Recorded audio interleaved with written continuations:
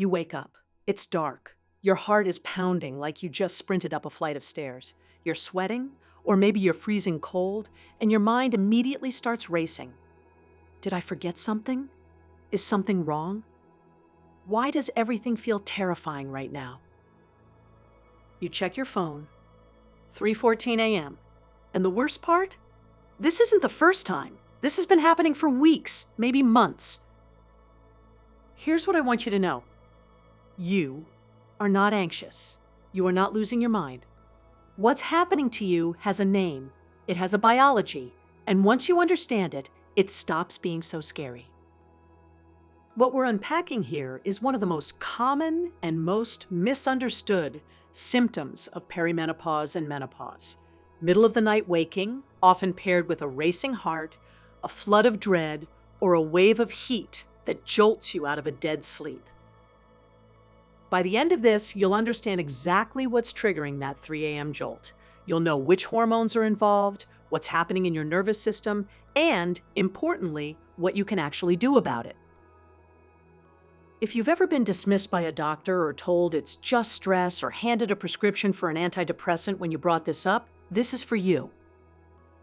And if you're new here, welcome to Elevated Woman Lab. We talk about perimenopause, hormones, and women's health in a way that actually makes sense. Hit subscribe so you don't miss what's coming next. Let's start at the root.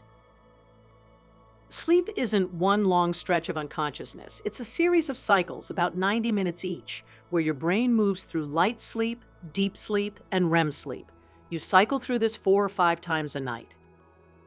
And in the second half of the night, your sleep gets lighter. More REM, less deep sleep. That's totally normal. But here's where estrogen and progesterone come in. Progesterone, the hormone that drops first and fastest in perimenopause, is a natural sedative. It acts on the same receptors in your brain as anti-anxiety medication. It promotes calm, it deepens sleep, it quiets the nervous system. When progesterone is healthy, that second half of the night feels manageable. You drift back down even when you surface a little. When progesterone drops, that buffer disappears. Those light sleep windows, the ones that happen between 2 and 5 a.m., suddenly become full wake-ups. And your nervous system, without that calming chemical, is more reactive, more alert, more prone to interpreting a normal body sensation as a threat. Estrogen plays a different role. It helps regulate your core body temperature and keeps your vascular system stable. As estrogen fluctuates, especially in the erratic, unpredictable way it does in perimenopause, before it eventually declines, it disrupts the thermal regulation system that keeps you comfortable at night. So you get hot, or the heat wakes you up, or the cooling down afterward, your body sweating to compensate, wakes you up in cold, damp sheets. Any of those can be the trigger that pulls you out of sleep at 3 a.m. But that's only half the story, because even if none of that happened, even if you didn't have a hot flash, many women in perimenopause still wake up with that heart-pounding, chest-tight, something is wrong feeling. And that's where it gets really interesting. Here's something most people, including a lot of doctors, don't talk about enough. Cortisol, your primary stress hormone, is not just a daytime thing. It follows a 24-hour rhythm. And here's the key detail. Cortisol naturally starts rising in the early morning hours. It begins climbing around 2 or 3 a.m., reaching its peak shortly after you wake up. That morning surge is actually what helps you feel alert and ready to start the day. That's normal, that's healthy. But in women going through perimenopause, this cortisol curve can become dysregulated. The signal comes too early, too strong, or at the wrong time. And when that cortisol spike hits while you're still asleep or just surfacing from a light sleep cycle, it triggers a physiological alarm response. Your heart rate increases, your blood pressure rises slightly, your body releases a small pulse of adrenaline, and your brain, wired for survival, interprets all of that as danger. You wake up, heart pounding, dread flooding in, and because it's 3 a.m. and you're half asleep, your brain starts searching for a reason. Is it my relationship, my finances, my health, my kids? It finds the first worry available and attaches to it, which is why 3 a.m. feels like the most catastrophically anxious moment of your entire day. It's not that those worries aren't real, it's that your nervous system handed them a megaphone. Now, layer on top of that the progesterone deficit we talked about, the loss of that natural calming buffer, and you can see how this becomes a perfect storm. Lower progesterone, erratic estrogen, dysregulated cortisol, and a nervous system that's already more sensitized than it used to be. This is not anxiety disorder, this is biology. Now that you understand why this is happening, I want to get into what's actually happening in your body in the moment, because there's one more piece to this puzzle that most women have never heard about.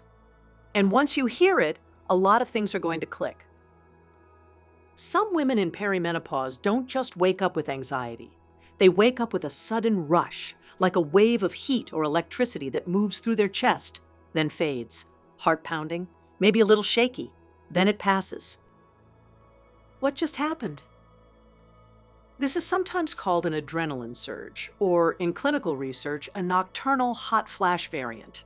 As estrogen drops, your hypothalamus, the part of your brain that acts as the body's thermostat, becomes hypersensitive to even tiny shifts in temperature. It detects a very small change, panics slightly, and fires off an emergency signal. Release adrenaline, dilate the blood vessels, cool the body down now. Your heart rate spikes, your skin flushes, you wake up. The actual temperature change that triggered this? Sometimes as small as 0.1 degrees Celsius. Your thermostat is so miscalibrated that it's treating a minor fluctuation like a 5-alarm fire. This is important because it means the sensation is real. It's not in your head, but it's also a false alarm. Your body is not actually in danger, it just received a faulty signal and responded the only way it knows how. Understanding that distinction is genuinely life-changing for a lot of women, because when you wake up at 3 a.m. and your heart is racing, the instinct is to catastrophize, to search for the source of the danger. But if you know that the pounding is a hormone-triggered thermostat glitch, you can greet it differently. There you are. I know what you are. I'm okay. That cognitive reframe isn't just comfort, it actually helps. Because the moment you stop adding anxiety on top of the physiological event, the recovery is faster. You're not pouring fuel on a small fire. Let's talk about real strategies, both lifestyle and clinical, because you deserve both. Temperature management is the first and most immediate lever. Your sleep environment should be genuinely cool. Somewhere between 60 and 67 degrees Fahrenheit is the research-supported sweet spot for most people. And if you're having night sweats, aim for the lower end.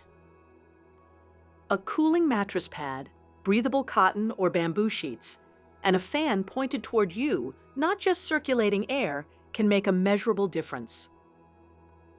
Blood sugar stability matters more than most people realize. When blood sugar drops during the night, which it's more prone to do in midlife, cortisol releases to bring it back up. That cortisol spike can be exactly what's waking you up. Eating a small, protein-forward snack before bed can help buffer this. A few almonds, a piece of turkey, a small amount of Greek yogurt. Nothing heavy, nothing sugary. Just enough to keep blood sugar from cratering. Nervous system support in the hours before bed is foundational.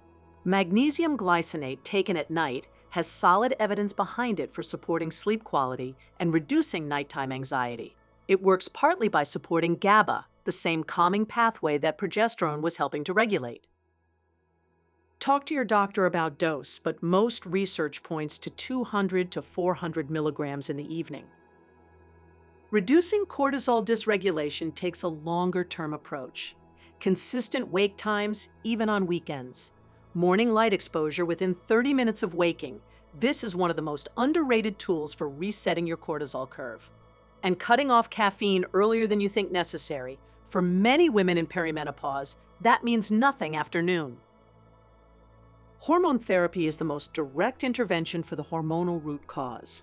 Progesterone in particular, bioidentical oral progesterone taken at night, has good evidence for improving sleep in perimenopausal women. This is a conversation to have with a knowledgeable provider, not something to dismiss out of hand because of 20-year-old headlines. The landscape of HRT research has shifted significantly, and you deserve up-to-date information. So let's come back to that moment, 3 a.m., heart pounding, that wave of dread washing over you. You now know what's actually happening. Progesterone has dropped and your sleep buffer is gone. Estrogen fluctuations have destabilized your thermostat, your cortisol curve is firing early, and your brain, doing exactly what brains are designed to do, is scanning for danger to attach that alarm to. None of that makes you anxious. None of that makes you broken. It makes you a woman in hormonal transition, living in a body that is doing its best to adapt loudly and in the middle of the night. The more you understand this biology, the less power it has over you, and the more equipped you are to have real conversations with your doctor, make real changes to your environment and routine, and advocate for the care you actually need. This is what Elevated Woman Lab exists for, giving you the science and the language to navigate this transition without fear. If this was helpful, share it with a woman in your life who needs to hear it.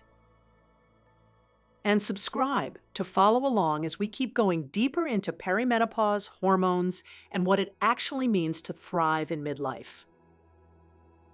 You're not falling apart. You're waking up in more ways than one.